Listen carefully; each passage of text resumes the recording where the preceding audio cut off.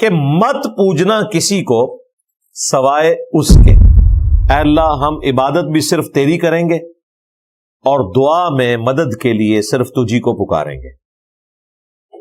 اگر اسباب کو کسی نے اس اعتبار سے پکارنا ہے تو بھائی اس پلانٹ ارتھ پہ سب سے بڑا اگر کوئی مشکل کشا ہے تو وہ سورج ہے۔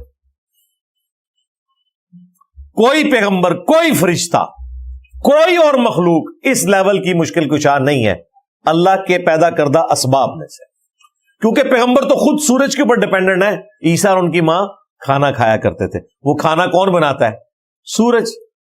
سورج کی وجہ سے کھیتیاں پکتی ہیں، ان کھیتیوں کو جانور کھاتے ہیں، انہی کھیتیوں کو ہم بھی کھاتے ہیں، اور جب ہمیں جانوروں کا گوشت چاہیے ہوتا ہے تو ہم ان جانوروں کو کھا رہے ہوتے ہیں جن کی خوراک انہی کھیتیوں سے آئی ہوتی ہے۔ اور وہ کھیتی پکتی کس طرح ہے، اگتی کس طرح ہے؟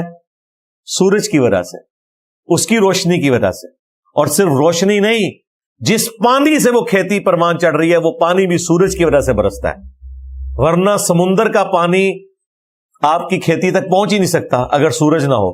سورج کی تپش کی وجہ سے وہ پانی ویپریٹ ہوتا ہے، اور پھر سورج کی وجہ سے زمین پر ہوائیں چلتی ہیں، وہ بادلوں کی شکل میں اس پانی کو لا کر برساتی ہیں، گلیشیئرز کی فارم میں پہاڑوں کے اوپر سٹور کرتی ہیں، پھر اسی سورج کی تپش سے وہ گلیشیئر پگھلتے ہیں، دریا چلتے ہیں، اور زمین کے نیچے بھی دریا چلتے ہیں جو ہم پانی زمین سے نکالتے ہیں۔ یہ دریا جو زمین کے نیچے چل رہے ہیں یہ بھی اسی پانی سے جڑے ہوئے ہیں پیچھے سے، آپ کو صرف اوپر کے دریا نظر آ رہے ہیں، نیچے بھی دریا ہے۔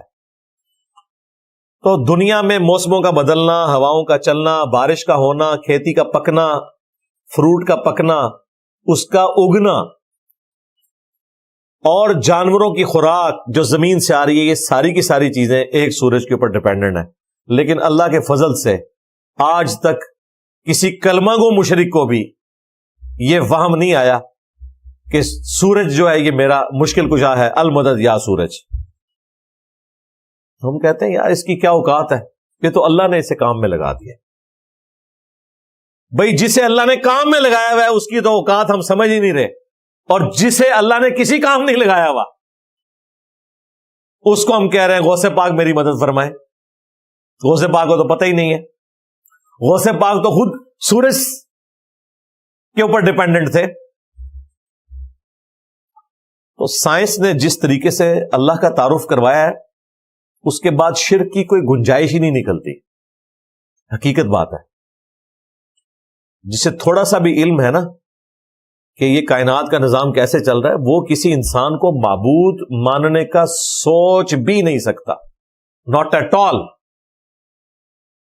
کہ وہ کسی بزرگ کو، کسی بابے کو، کسی پیغمبر کو، کسی فرشتے کو یہ سمجھ لے کہ یہ میرا مشکل کشا حاجت روا ہے۔ دعا کروا سکتے ہیں، وہ برحق ہے، کسی کے پاس جائیں دعا کروائیں۔ پیغمبر ہوا، اب تو ختم نبوت ہو چکی، اگر نبی علیہ السلام دنیا میں موجود ہوتے ہم اپنی پریشانیاں انہی کو بتاتے، وہ دعا کرتے، اللہ چاہتا تو ان کے ہاتھوں پر معجزات بھی ظاہر ہوتے جس طرح ہوئے۔ لیکن جب پیغمبر دنیا میں نہیں رہے اب آپ انہیں پکاریں گے نہیں مدد کے لیے۔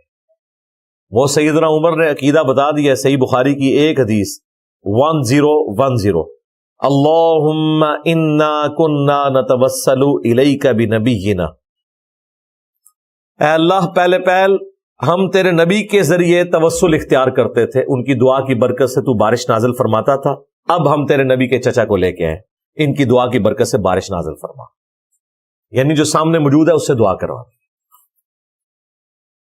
یہ والا توسل اور وسیلہ حقیقی توسل اور وسیلہ ہے۔ باقی لوگوں نے اپنی طرف سے چیزیں بنا لی ہوئی ہیں، توسل کے نام کے اوپر استمداد کر رہے ہوتے ہیں۔